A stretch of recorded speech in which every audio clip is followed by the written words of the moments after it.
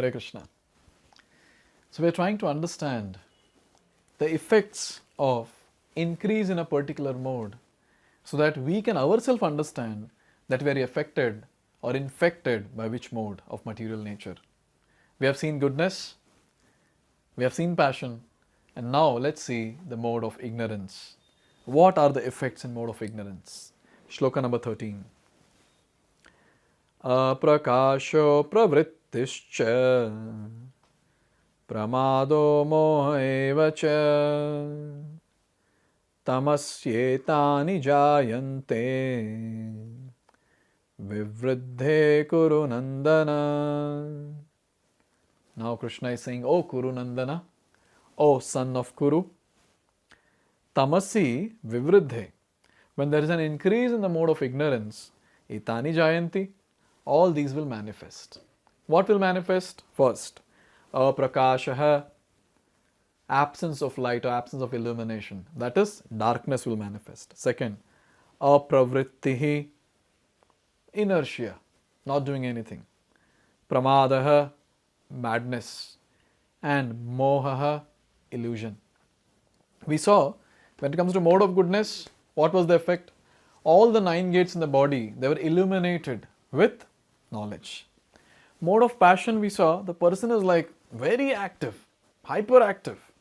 He has great attachment, and then he is so eager for the results, so he does fruitive activity, intense endeavor, more than his capacity he tries to work, and uncontrollable, unlimited desires and hankerings.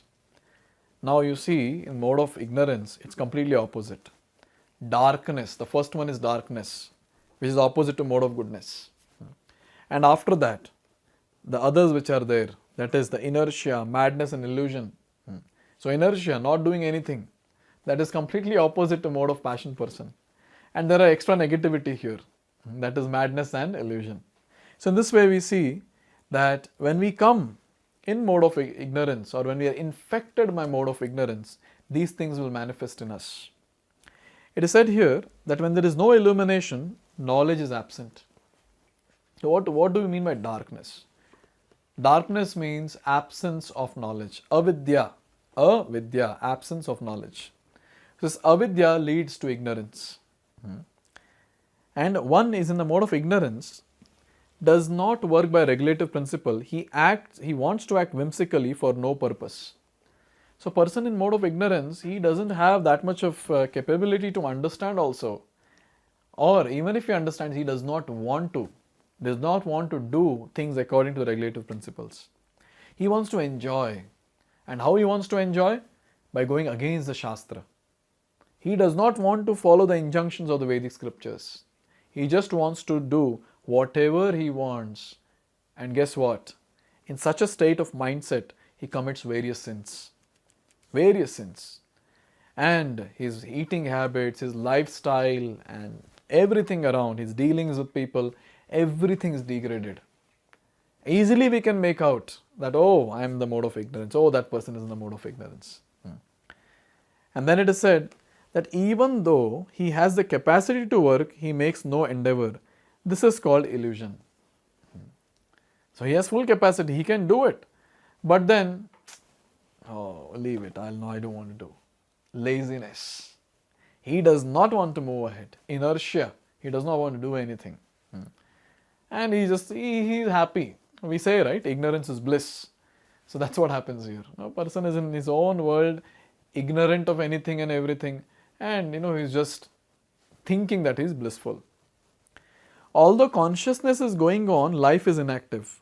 These are the symptoms of one in the mode of ignorance. Not much difference between a stone and an ignorant person. Only difference is here, there is some symptom of life. In stone, there is no symptom of life. So the person is just existing. He is not living his life. This is what exactly happens when we ignore devotional service. When the person ignores devotional service, automatically he gets into avidya. Automatically. Because when there is no knowledge from Shastra, what clarity he will have? What clarity the person will have to lead his life in a very holistic way, in a very nice devotional way. So it's very, very important that mandatorily we all take up to devotional service and we go through all these wonderful scriptures that Krishna has given us. Just imagine, just by knowing these things, whatever we are reading now in this chapter 14, it's so wonderful. So many questions of our life will be answered. Many times we have this, why am I getting these thoughts? What's wrong with me? Sometimes such questions come. And sometimes we have this question, what's wrong with this person? What's wrong? Why is he behaving like this? What's the problem? Now you'll understand. Just have a chart and just keep seeing. Oh, okay, mode of ignorance symptoms I'm seeing. Oh, mode of ignorance. I think I should wait for some time. So, by this understanding, what happens is, we have so much of clarity that we'll not get disturbed. See, in Kali Yuga, one of the characteristics is upadrata, always disturbed. This is the characteristic of Kali Yuga people. Why? Knowledge is not much, so much of illusion, so much of darkness. Because of that, the person is not able to make out only what is what. He is not able to make out at all. And because of this particular thing, because of not able to make out, he is disturbed. He feels insecure. But now after getting this wonderful knowledge, when he understands clearly what is happening and why is it happening, what is actually controlling this particular situation, he remains peaceful. He knows very well. Now the mode of ignorance has increased. With time, maybe mode of goodness will increase. ठीक है, थोड़ा आराम करेंगे. Let's have some patience and let's tolerate the situation. Tolerance increases now as soon as we start understanding all this, because we understand the person's behavior is not actually his characteristic, but then he's infected now by the mode of ignorance or mode of passion, so he's behaving like this. So at this point, the person is so peaceful, so satisfied, he continues practicing his devotional service without any interruption. But if we don't know all this, what will happen? Our mind will be completely filled with a lot of disturbing thoughts. Why is it happening? Why this behavior? Why that behavior? What's wrong? And we'll not be able to practice devotional service very nicely. So we always keep saying, topmost thing that we have to do is chanting. Hare Krishna, Krishna Krishna, Hare Hare, Hare Ram, Ram Ram, Hare Hare. But along with that, to continue chanting uninterruptedly, we have to have knowledge from Shastra, especially from Bhagavad Gita, which is the preliminary knowledge that every devotee should have. Now, after speaking about all this, now there's a question. A person who has lived his life in the mode of goodness, passion or ignorance, after death, what is his destination? This Krishna is speaking in 2 verses. Let's see that in the next 2 videos. Hare Krishna. Hare Krishna, Krishna Krishna.